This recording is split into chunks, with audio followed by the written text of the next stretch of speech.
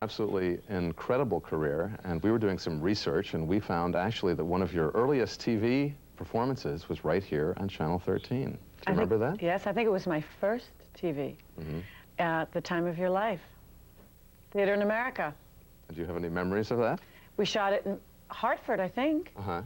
And I only knew it as a stage production. And it was interesting how it was broken up for television. And I was glad that we had played that play for quite a few months so that it was easy to break it up that way. It was a great experience. I thought it looked great on television. And it was very exciting to be part of PBS's Theater in America. Yeah, it's a great series. Yeah, it was a terrific experience, actually. You know, as we know that you were, or maybe some people don't know, that you were a founding member of the acting company, which was the very first class from the Julliard School Drama Division.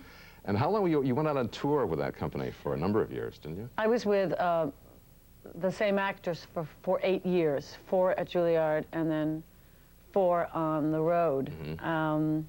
We lived in a Domenico bus.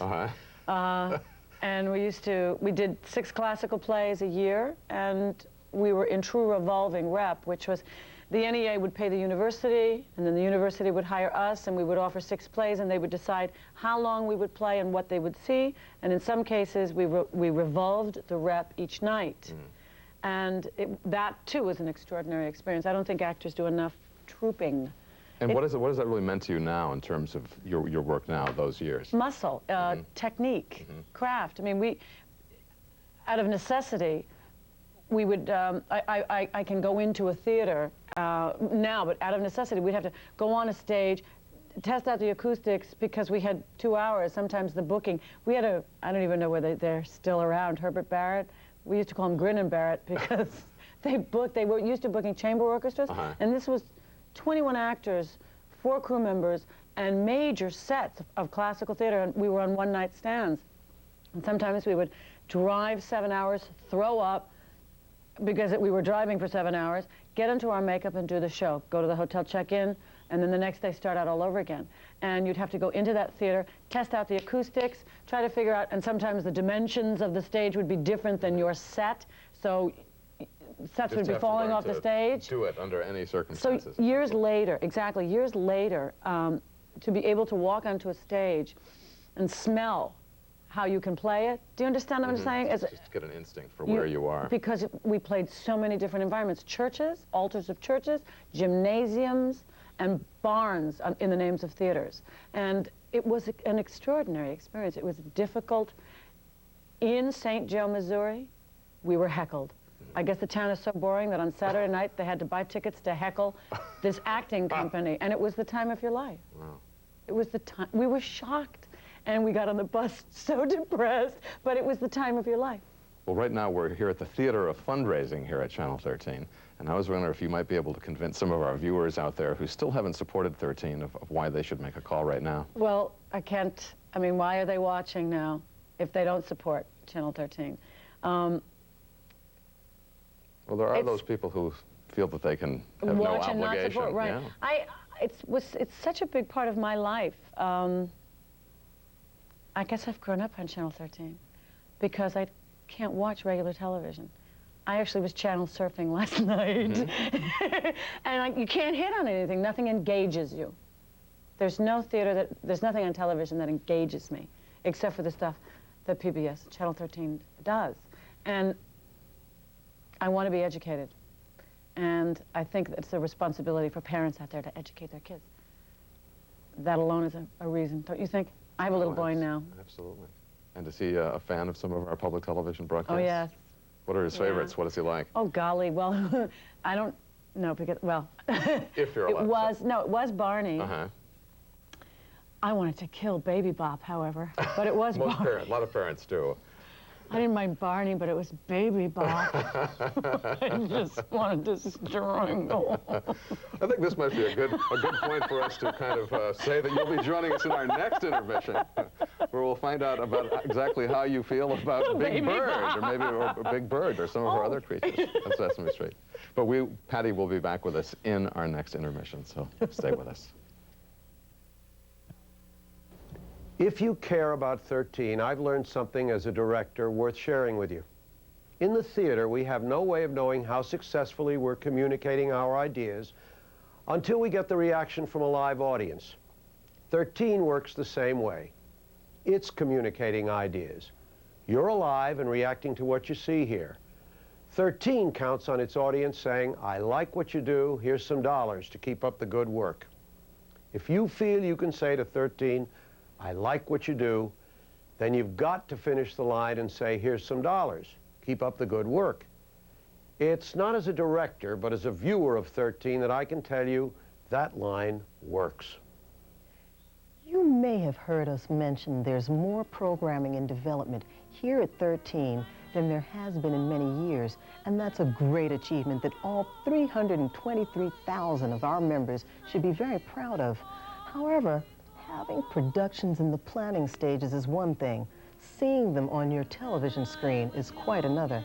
And that's why we must convince you and viewers like you to join us before this membership drive comes to a close. Of course, government funding for the arts is an ongoing problem, and corporate support isn't as dependable as it once was. And add to that the fact that the new digital technology demands that we approach the turn of the century ready to embrace it. Well, we need your financial help more than ever before. But it's a simple and quick task.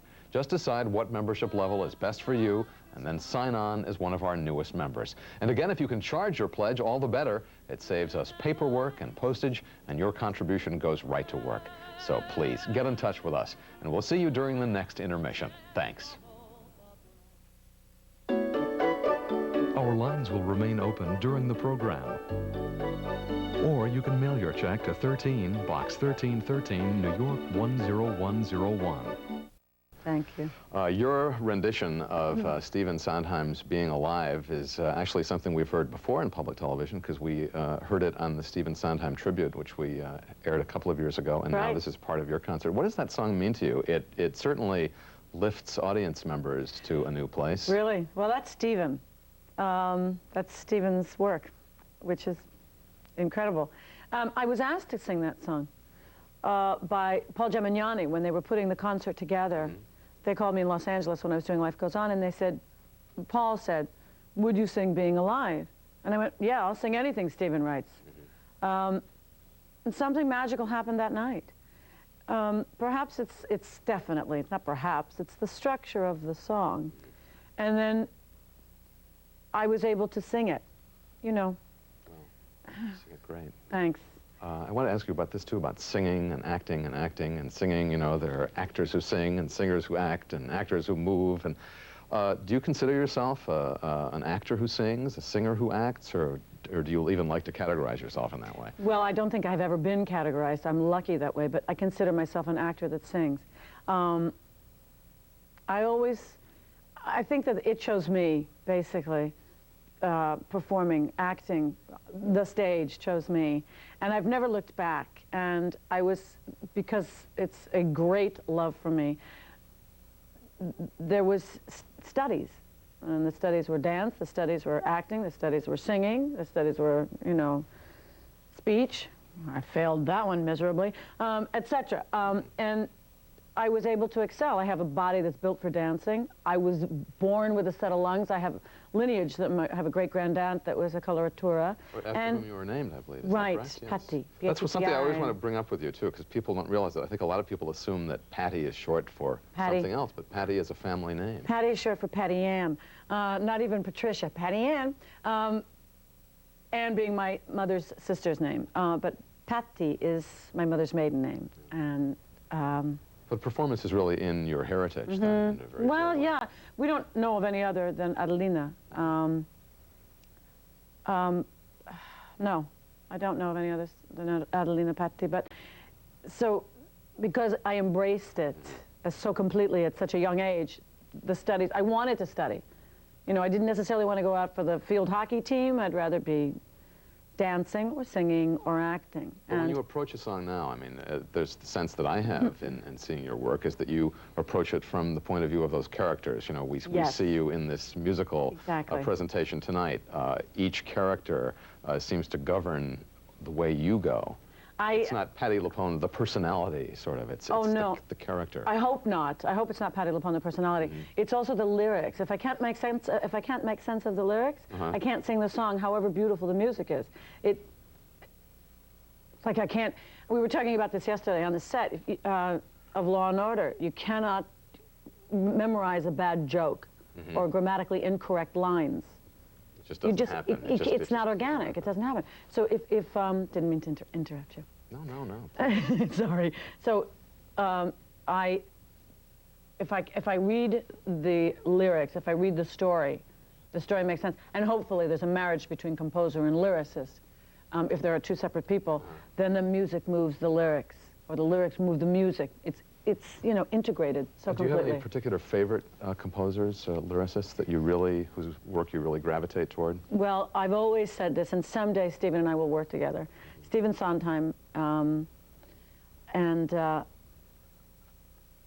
say that because I would just love to work with Stephen in a musical, but I think the composer that grabs my heart and my soul, and there are tons of them out there that aren't even famous.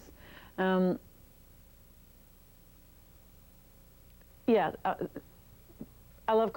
love music, and I love good writing.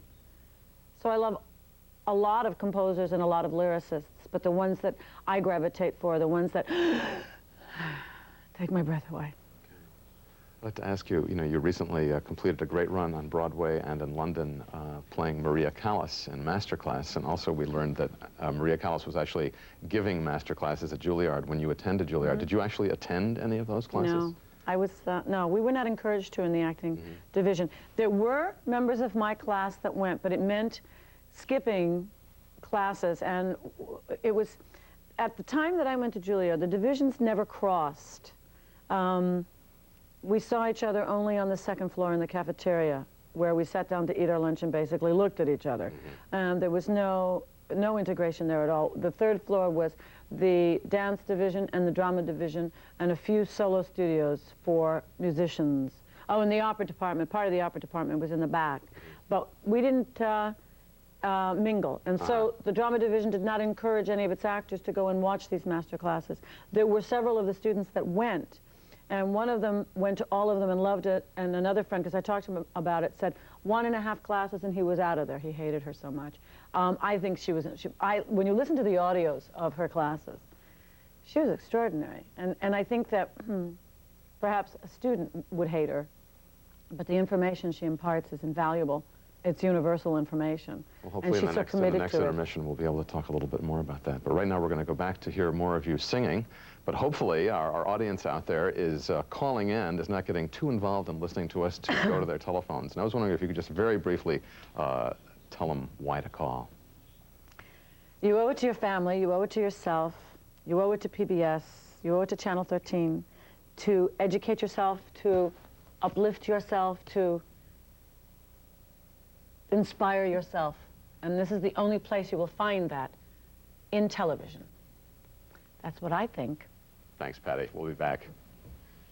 Sure, your member dollars help bring great performances in nature to a grateful nation. But for half a minute, let's get selfish and see what your support does that's just for you here on 13. City Arts, our offbeat Emmy-winning series, is made just for you. All those late-night movies, Cinema 13s, and Britcoms are purchased just for you, as are all the program festivals that celebrate our town's singular diversity. And your member support fuels our annual call-in events designed to keep you healthy and give you a voice. All this made possible just for you by your support. Thank you, members. Thank you so much. As you just saw, 13's commitment to being a strong local programming resource has increased of late, and that's something that everyone here at the station is really very excited about. But it's also important to remember that we're public television's flagship station.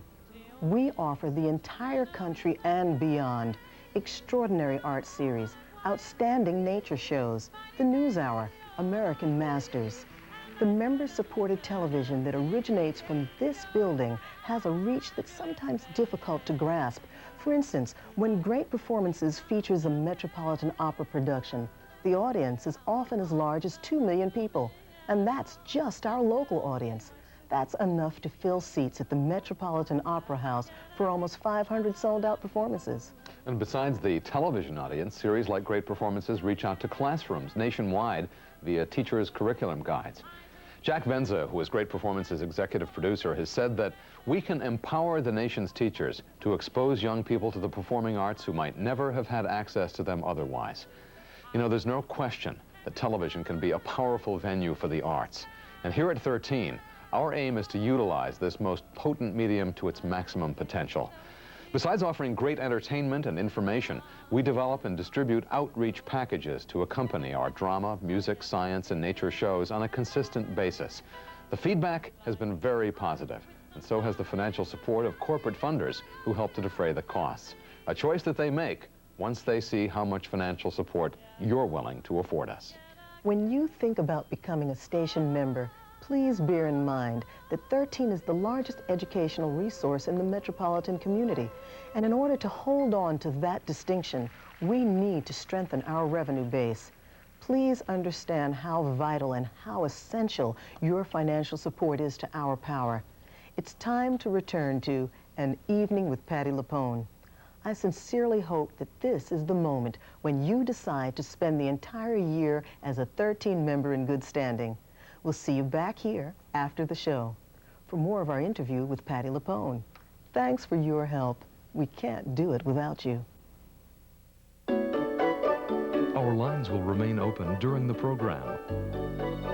Or you can mail your check to 13, Box 1313, New York 10101. Television experience. You Leave Us in Heaven with that last number. It's a beautiful, beautiful song. Yes, Julie Gold wrote it. It's absolutely wonderful. And thanks for bringing all this to public television. Oh, please. How did it get here? How did this go from being a show that you did live to a public television show? Bob Marty, the director of the television show, approached me about being a guest on Colm Wilkinson's show. Colm and I did Les Mis together, and Colm wanted me to be a part of his show. And we had on, I think, just a few months ago in March, yeah. And Bob also directed that. And I did that, and then it was a phone call. Bob said, I was very sick that day, too. God. Remember that? Well, never mind. I was going to tell you, remember that thing that was going around for like, everybody had it for like 3 months? This past winter, yeah. I had, it was, well, anyway. We'll save that for our health special. Really? We'll get you God back. almighty, that thing was lethal. So this was seriously at the beginning of it. But after it was over, Bob called and he said, it's great, blah, blah, blah, blah, blah, blah. And he said, gee, maybe we can get to do your show. And I said, well, we're doing it in Palm Desert. And Bob pulled it together in about 5 weeks, the crew, et cetera. And it was shot in Palm Desert, California at the McCallum Theater. Well, you know that. And it was great, too. I mean, it was a great experience because I'm glad that I had several performances under my belt because it's very disconcerting to see, oh my God, a camera like, oh, what's that? Did you have to make any adjustment in your performance to do it for cameras? You have to like go, not go, whoa, what's that? Yeah, that's the big adjustment. That's the big adjustment. Otherwise, it's just, there were more lights and the audience was in on a little secret. I want to ask you, Patti, you know, when you're not performing, I know that you live up in Connecticut, and actually you refer in the show to being a chicken farmer, and that's not a joke. You really are a chicken farmer and a mom. And a mom. And a wife. How do you balance all that? Living in Connecticut is a great balance for show business, I think. We live on we carved it out of intense woods. It's sort of like, it's subtropical where we live. We have a strange weather belt where we live, and it's just, the foliage is incredibly thick. And we had to carve out this place on the side of a mountain. And I've always wanted chickens. And we have chickens. We have, we bought them from a local mason who was getting rid of his flock. And then we've added to the flock. And we had guinea fowl, and we lost them to raccoons. When you have fowl in the woods, you pull every predator out of the woods. So we have an interesting assortment of animals up there. Coyote, raccoon, fox, bobcat, etc. But all this really is helping to sort of balance the life of the performer and the Completely. pressures that you have just by being able to get up there and live a life up there. Yeah, let the chickens out in the morning, collect the eggs. When there's a death on the farm, dealing with that, you know. And also, I just want to ask you briefly, again, because we're here, it's public television. Has public television played a part in your family? I think you alluded to it before with one of the shows. Barney, you like. Barney, and, Sesame Street for Sesame my Street. son, yeah. I mean, we don't allow Joshua to watch that much television, but what he does watch is pretty much on Channel 13. And it's his education. It's an honorable education. It's not junk. Do you know what I mean? It's a dignified awakening of a mind. It's not mindless stuff, mindless, you know, which, you know, he sees on other stations. But it's interesting to watch him.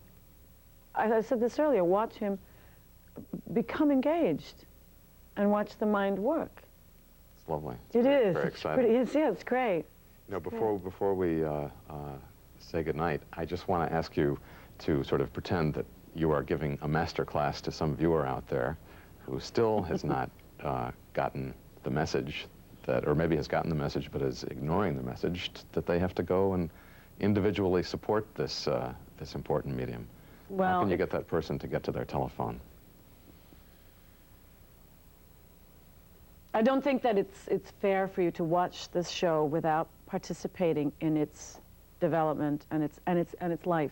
It's life, and therefore its development. So I think that you should really consider turning off your television or write a check and help support a television station that supports the arts, supports our mind, our soul, our culture. Thanks, Patti. You know, it's been great. That's terrific. It's been great having you here. And again, congratulations on this concert and all the work you do. And best of luck in the future. Hopefully we'll see you live in New York again soon. I hope so. And it's really great meeting you. Okay, nice to meet you. Thanks. Take care. One final reminder about how we'll thank you if